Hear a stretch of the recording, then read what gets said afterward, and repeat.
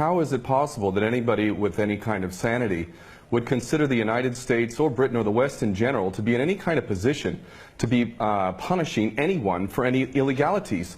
If we want to take a look at Iraq, there is at least 1 million, probably even close to 2 million dead. We invaded that country, destroyed it, created millions of orphans, millions of refugees, and never even so much as apologized for that. Let's go back to Vietnam, where we dropped 20 million bombs, more than all of World War II combined. We have destroyed so many countries. We have tortured and killed and maimed and raped around this planet. Who in the hell in their right mind would consider the United States or the West in general to be in any position to punish anybody? Never mind the obvious facts that this is a false flag attack. Well, we don't operate under international law. What we have is the color of law, the law of the jungle, in which the rich and the powerful basically determine what goes and what doesn't go. Iraq is a perfect example of that. Why isn't Tony Blair and George Bush rotting away in a prison cell for the rest of their lives? Because the law is not being applied. These are war criminals, and they should be in prison for the rest of their lives, if not executed, if their own rules were adhered to for their own crimes.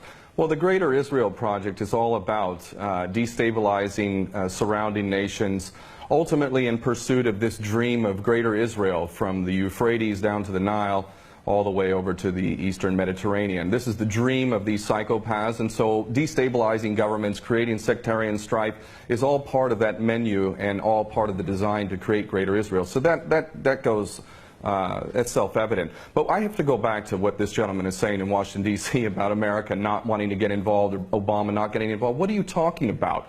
We have been arming people directly who are Al-Qaeda. Al-Nusra Front is Al-Qaeda. These people are psychopaths to the worst order. They are conducting suicide attacks. They are gassing people. We know, Carla Del Ponte said in May, that it was the so-called rebels in Syria that were using sarin gas, not the Bashar al-Assad regime. No, it was not. We know that the United States President is arming people who are on the U.S. terrorist list. He should be convicted of aiding and abetting, giving material support to a terrorist organization. But then again, you know what? We, the West, the United States in particular, Israel and Britain, are the biggest terrorists on the planet. So our little junior partners in Al-Qaeda, which is nothing more than a CIA database, thus the name Al-Qaeda, this is nothing more than a group of terrorists working together, each playing one different role, but all of them working together for the same goal, which is to maintain this hideous and sick and twisted, unjust world that we have, which is a perpetual state of war. Always one illusion, one boogeyman after another. But the fact is, Obama is nothing more than a puppet war criminal, just like his predecessor and every other U.S. president before him. So please don't tell people out there that the U.S. is not involved. It's directly involved, and it is arming people who are absolute psychopaths. The United States is in a perpetual state of war because the bankers control the politicians, and they read the script as given to them by the banksters, and they make huge amounts of money off of this. What this gentleman is saying about the United States not wanting war, not wanting to get involved, is like Iraq 2.0. It's a repeat of the same rubbish that was said, oh, we don't want war, war is a last resort. That's absolutely untrue. It's a lie. Those that are in government are nothing more than prostitutes who are carrying out the orders of those who are in charge of them, and those that are in charge want another war. And part of that is what we discussed earlier, the Greater Israel Project, to destabilize any Arab regime which might have any kind of autonomy and self-determination. Any regime in the Arab world that is not an absolute puppet cannot be tolerated. And who are the nations that we target?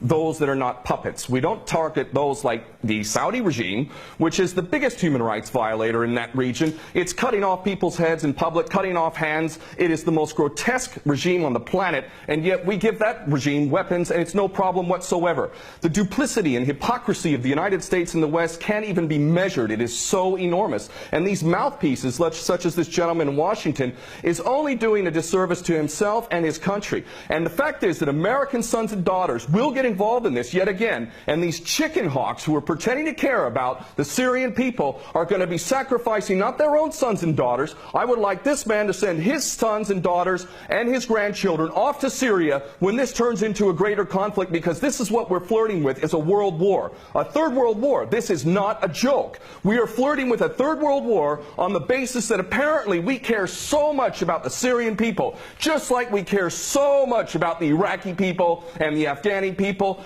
The only people that buy this sort of stuff are either bought-off prostitutes or the dumbest of the dumb. And we're also led to believe that Assad is the dumbest idiot dictator on the planet now, isn't he? Because he invited UN inspectors to come in, and he brought them in on the very day that they come in. He decides to attack his own people 10 miles away from where the inspectors arrive.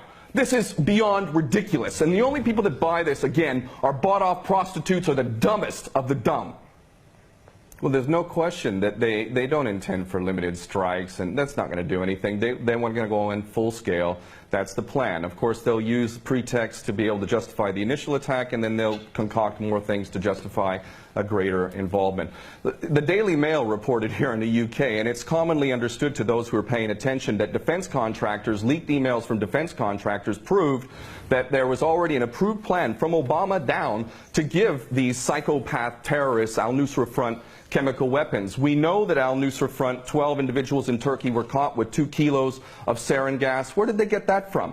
And this is, you know, clearly a false flag. We understand this to be true, and it's the only way that they could justify an attack at all. And I have to say, I'm happy that the gentleman in Washington mentioned Dempsey, General Dempsey of the Joint Chiefs, because I'll tell you what, more than anything else, it is the true American patriots, those who are sick and tired of having given up their life to basically serve the American dream, the American nation, the Constitution that they swore to uphold. It's those military men and women. It's you now. It's coming to you now. Are you a patriot or are you not? Are you going to let your nation descend even further into the chaos and corruption that has been so sick and so twisted that it's destroying American lives as well as the rest of the world, to the tune of 22 American servicemen a day who are committing suicide? Are you going to sacrifice more of your American sons and daughters for Israeli wars, for Zionist wars? Are you going to continue to do that because you are not a patriot? You are in fact aiding and abetting the terrorists you supposedly think you're fighting against. And those Americans who are waking up to this, I hope to God, in the military in particular, that you refuse your orders. And this is why the people of America who are refusing to buy this nonsense, the overwhelming majority do not support any kind of attack on Syria. And in those in the military, I know that the powers that be are very, very frightened that high-ups within the military will refuse the orders. And I hope this is exactly what happens if an attack on Syria occurs.